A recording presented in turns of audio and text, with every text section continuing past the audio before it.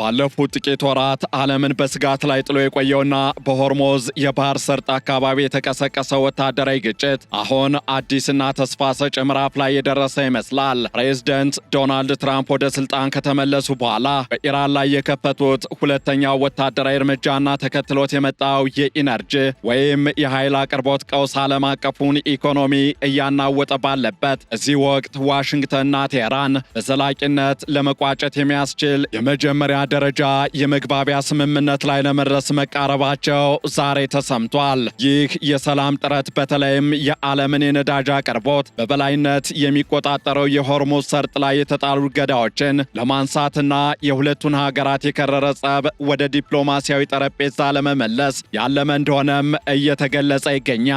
ይሁን እንጂ ስምምነቱ ገና በውይይት ሂደት ላይ ያለና የሁለቱንም ወገኖች ቁርጠኝነት የሚጠይቅ በመሆኑ የቀጠናው ሰላም አሁንም በጥርጣሬና በተስፋ መካከል ላይ ይገኛል። እናም በዕለቱ የዓለም አቀፍ ትንታኔ ዝግጅታችን አሜሪካንና ኢራንን ወደ ስምምነት እያቃረበ ነው የተባለውን ባለ አንድ ገጽ የመግባቢያ ሰነድ ይዘት፣ ዶናልድ ትራምፕ ፕሮጀክት ፍሪደም መቋረጥን ማወጃቸውንና በሌላ በኩል ደግሞ የአሜሪካ የውጭ ጉዳይ ሚኒስትር ከሁለት ወራት በፊት የተጀመረውን ኦፕሬሽን ኤፒክ ፊውሪ ተጠናቋል ማለታቸው ከአሁኑ የአንድ ገጽ የመግባቢያ ሰነድ ጋር ያለውን ትስስር እንዲሁም የወደፊት የሰላም ተስፋዎችንና ተያያዥ ጉዳዮችን እንመለከታለን። ዓለም አቀፍ የትንታኔ ዘገባ ዝግጅቱ ጋር ታሪኩ ጋሹ ነኝ።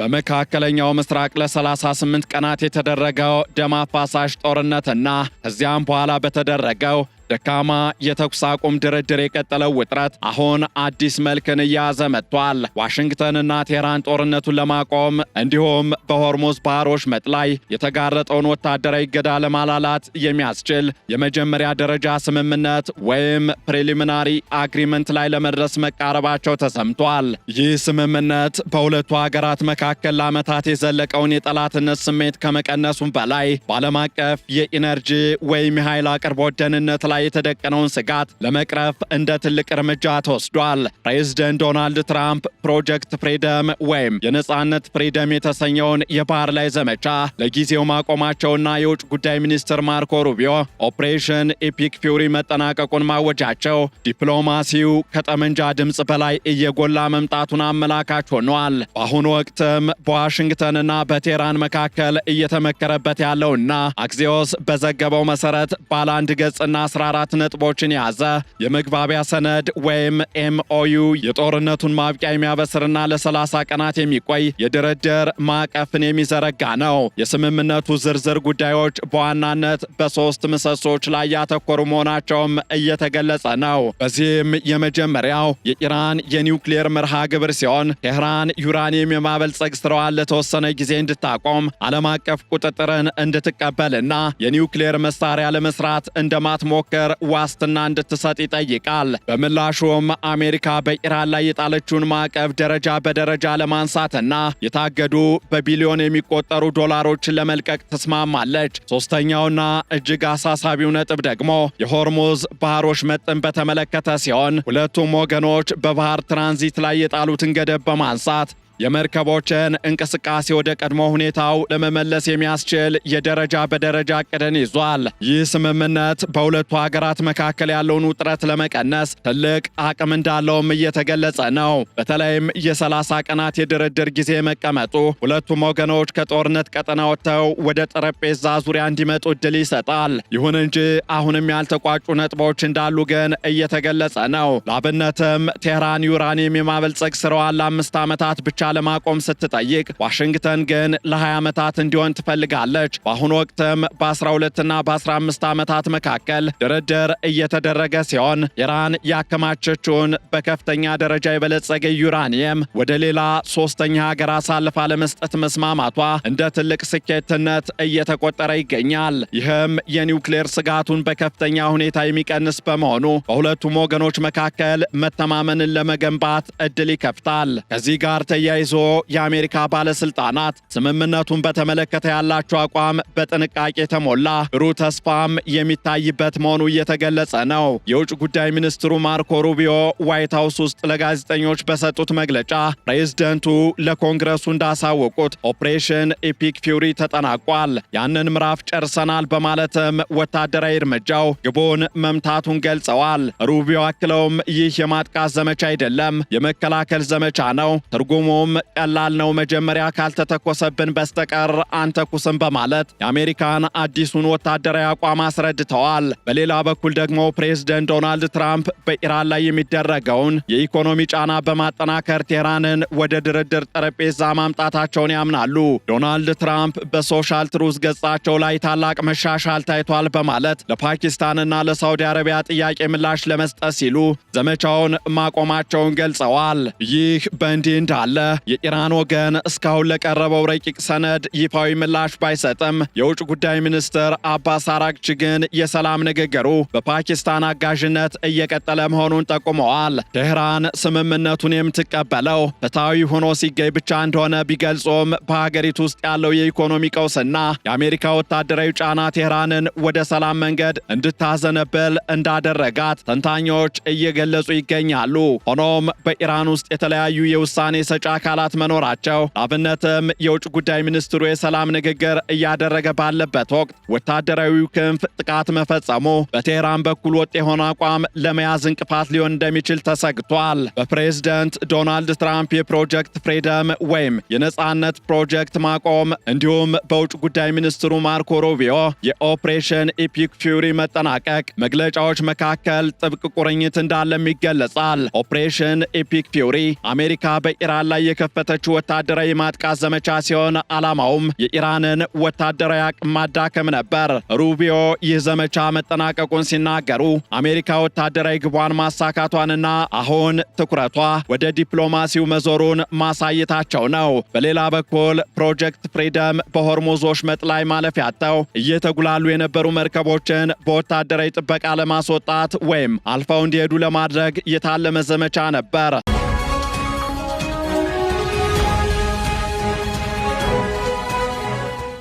ዶናልድ ትራምፕ ይህንን ለ3 ቀናት የተካሄደውን ዘመቻ ማቆማቸው ለኢራን የሰላም ዕድል ለመስጠትና የድርድር ድባቡን ላለማበላሸት የታለመ ነው። በዚህም ሁለቱም መግለጫዎች የሚያሳዩት አሜሪካ ከወታደራዊ ግጭት ወደ ፖለቲካዊ መፍትሄ ለመሸጋገር ዝግጁ መሆኗን ነው። ይህ በአሜሪካና በኢራን መካከል የታየው ተስፋ ሰጪ ዜና እንዳለ ሆኖ ስምምነቱ እስኪፈረም ድረስ የሆርሙዝ ባህር ወሽመጥ ዕጣ ፈንታ አሁንም በስጋት የተሞላ ሆኗል። ምንም እንኳን አሜሪካ በአካባቢው ላሉ መርከቦች የምትሰጠውን ወታደራዊ ጥበቃ ለጊዜው ብታቆምም የባህር ላይ እገዳው ግን ወይም ብሎኬዱ እንደቀጠለ ይገኛል። ከዚህ ጋር ተያይዞም የአሜሪካው መከላከያ ሚኒስትር ፔት ሄግሴት እንደገለጹት አሜሪካ በሆርሙዝ ሰርጥ ላይ ደህንነቱ የተጠበቀ የመተላለፊያ መስመር መፍጠር የቻለች ቢሆንም የኢራንን እንቅስቃሴ ግን በቅርበት መከታተሏን ትቀጥላለች። በስምምነቱ መሰረትም ለሚቀጥሉት 30 ቀናት የሁለቱም ወገኖች ወታደራዊ ገደቦች ደረጃ በደረጃ የሚነሱ ይሆናል። ይሁን እንጂ የሰላም ንግግሩ ቢሰናከል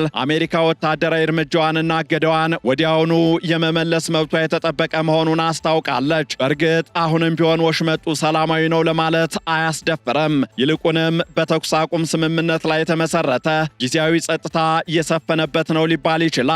በሌላ በኩል ደግሞ ፕሬዝደንት ዶናልድ ትራምፕ በ30 ቀናት ውስጥ ወሳኝ ልዩነቶችን ለመፍታት ያላቸው እቅድ እጅግ ፈታኝ ቢሆንም የማይቻል ግን እንዳልሆነ እየተገለጸ ነው። በረቂቅ ሰነዱ ላይ የተቀመጡት 14 ነጥቦች የሁለቱንም ሀገራት ዋና ዋና ስጋቶች የሚዳስሱ ናቸው። አሜሪካ የኢራን የኒውክሌር አቅም እንዲገታ ትፈልጋለች። ኢራን ደግሞ የምጣኔ ሀብት ማዕቀቡ ተነስቶ ሀገሪቱ ወደ ዓለም አቀፉ የንግድ ስርዓት እንድትመለስ ትሻለች። ፕሬዝደንቱ እነሱ ምን ማድረግ እንደሌለባቸው ያውቃሉ በማለት ለኢራን የሰጡት ማስጠንቀቂያ አሜሪካ ለድርድር ያላትን ቁርጠኝነትና ጥንካሬ የሚያሳይ ተደርጎ ይወሰዳል። ወደፊት የሚኖሩ የመፍትሄ አማራጮችም ቢሆንም በዋነኝነት በሁለት ጉዳዮች ላይ የተመሰረቱ ናቸው። አንደኛው በፓኪስታን በሳውዲ አረቢያና በቻይና በኩል የሚደረጉ የሽምግልና ጥረቶች ቀጣይነት ሲሆን፣ ሁለተኛው ደግሞ በቴህራን ውስጥ ያሉ የፖለቲካ ኃይሎች ለስምምነቱ የሚኖራቸው ተገዥነት ተደርጎ ይወሰዳል። እናም በአሜሪካና በኢራን መካከል ያለው ወቅታዊ ሁኔታ በስጋትና በተስፋ መካከል ያለ ሆኗል። ባለ አንድ ገጹ የመግባቢያ ሰነድ ለዓመታት ለዘለቀው ቀውስ ፈጣን መፍትሄ ባይሆንም ጦርነቱን ለማስቆም ግን መሰረታዊ መደላድል ነው። የሆርሙዝ ወሽመጥ ዳግም መከፈት ለዓለም ኢኮኖሚ ትልቅ እፎይታን የሚሰጥ ሲሆን የነዳጅ ዋጋ መቀነስ መጀመሩም የዚህ ስምምነት የመጀመሪያው አዎንታዊ ውጤት ተደርጎ ሊወሰድ ይችላል። ሆኖም ሰነዱ ገና በመጀመሪያ ደረጃ ላይ ያለ በመሆኑ እንዲሁም በሁለቱ ወገኖች በኩል ጥርጣሬዎች ስለሚኖሩ ቀጣዮቹ 48 ሰዓታት እንዲሁም 30 የድርድር ቀናት ለመካከለኛው ምስራቅ ሰላም ወሳኝ ምዕራፍ ይሆናሉ። ከዚህ ባሻገርም የሰላም ንግግሩ ስኬት የሚለካው በወረቀት ላይ በሚሰፍሩ ቃላት ብቻ ሳይሆን በተግባር በወሽመጡ ላይ በሚታይ ሰላማዊ እንቅስቃሴም ይሆናል። የፕሬዝደንት ዶናልድ ትራምፕ አስተዳደር ከወታደራዊ እርምጃ ወደ ድርድር መዞሩ ምናልባትም ለቀጣዩ የአሜሪካ ምርጫ ትልቅ ግብዓት ሊሆን ይችላል። የኢራን ወገንም ቢሆን ሀገሪቱን ከኢኮኖሚ ውድቀት ለመታደግ ሰላምን እንደ አማራጭ መውሰዱ አይቀሬ ይመስላል። በመሆኑም ይህ የ30 ቀናት የድርድር ማዕቀፍ ለሁለቱም ሀገራት ከገቡበት ቅርቃር በክብር የመውጫ በር፣ ለዓለም ደግሞ የሰላም ተስፋ ሆኖ ቀርቧል። የሁለቱ ሀገራት ከፍተኛ የጦር መኮንኖችና ዲፕሎማቶች በመካከለኛው ምስራቅ ጉዳይ ላይ ያላቸው አቋምም ለስምምነቱ ስኬት ትልቅ ሚናን ይጫወታል። ለአብነትም የኢራን የውጭ ጉዳይ ሚኒስቴር ጥቃቶችን ቢክድም በሌላ በኩል ግን የተወሰዱት እርምጃዎች የአሜሪካን ጥቃት ለመመከት መሆኑን መግለጽ በቴህራን ውስጥ ያለውን የፖለቲካ ውጥረት ያሳያል። በአንጻሩ ደግሞ አሜሪካ ኦፕሬሽን ኢፒክ ፊውሪ መጠናቀቁን ስታውጅ በኢራን ላይ የነበረውን ከፍተኛ ወታደራዊ ጫና በማላላት ለዲፕሎማሲው ቦታ መስጠቷን ያመለክታል። ይህ ስልታዊ ለውጥ በሀገራቱ መካከል ያለውን ግንኙነት ወደ አዲስ ምዕራፍ ሊያሸጋግር ይችላል። በቀጣይ የሚጠበቀው የኢራን ምላሽም ለስምምነቱ መጽናት ወሳኝ ይሆናል። ዋሽንግተን በ48 ሰዓታት ውስጥ ምላሽ እንደምትጠብቅ እየገለጸች ነው። ይህ የጊዜ ገደብ ድርድሩ ምን ያህል አጣዳፊ እንደሆነ ያመላክታል። ቴህራን የበለጸገ ዩራኒየሟን ወደ ሌላ ሶስተኛ ሀገር ለማውጣትና የማበልጸግ ስራዋን ለማቆም ካሳየችው ዝግጁነት አንጻር ስምምነቱ የመፈረም ዕድሉ ከፍተኛ ይመስላል። ይህም በሆርሙዝ ባህር ወሽመጥ ላይ የነበረውን ወታደራዊ ግጥሚያ ወደ ሰላማዊ የንግድ መስመርነት ሊቀይር ይችላል። ከዚህ አልፎም አሜሪካና ኢራን ወደ ሰላም የሚወስደውን የመጀመሪያውን እርምጃ እየመረጡ ይመስላል። ምንም እንኳን መንገዱ ረዥምና በፈተና የተሞላ ቢሆንም የጦርነቱ መቆምና የሆርሙዝ ባህር ወሽመጥ መረጋጋት ለዓለም አቀፉ ማህበረሰብ ታላቅ የምስራችን የሚያበስር ይሆናል። ከዚህ አልፎም ፕሬዝደንት ዶናልድ ትራምፕ እና የኢራን መሪዎች በ30 ቀናት ውስጥ የሚደርሱበት ውጤት የመካከለኛውን ምስራቅ ቀጣይ 10 ዓመታት ጣፈንታ የሚወስን ይሆናል። በሌላ በኩል ደግሞ ይህ ታሪካዊ ሊባል የሚችል የዲፕሎማሲ እንቅስቃሴ በትራምፕ አስተዳደር ስር ያለውን አዲስ የቀጠናው ፖሊሲ የሚያንጸባርቅ ሆኗል። ፕሬዝደንቱ ወታደራዊ ኃይልን እንደ ማስፈራሪያ በመጠቀም ወደ ድርድር ጠረጴዛ የማምጣት ስልታቸው ምን ያህል ውጤታማ እንደሚሆንም በቅርቡ የሚታይ ይሆናል። በሆርሙዝ ወሽመጥ ላይ የተሰለፉት በመቶዎች የሚቆጠሩ የንግድ መርከቦችም የዚህን ስምምነት መፈረም በጉጉት እየጠበቁ ይገኛሉ። ስምምነቱ ከተፈረመ የቀጠናው ፖለቲካዊ ገጽታ ሙሉ በሙሉ ሊቀየር የሚችልበት ዕድል ሰፊ ነው። ካልሆነ ግን ዓለም በድጋሜ በነዳጅ ዋጋ ንረትና በጦርነት ስጋት ውስጥ መውደቋ አይቀሬ ይመስላል። ቴህራን በ48 ሰዓታት ውስጥ ለምታቀርበው ምላሽ መላው ዓለም ጆሮውን ሰጥቶ እየተጠባበቀም ይገኛል። ይህንን ዓለም አቀፍ ትንታኔ ስናዘጋጅ አክሲዮስ፣ ሮይተርስ እንዲሁም ቢቢሲን በዋቢነት ተጠቅመናል።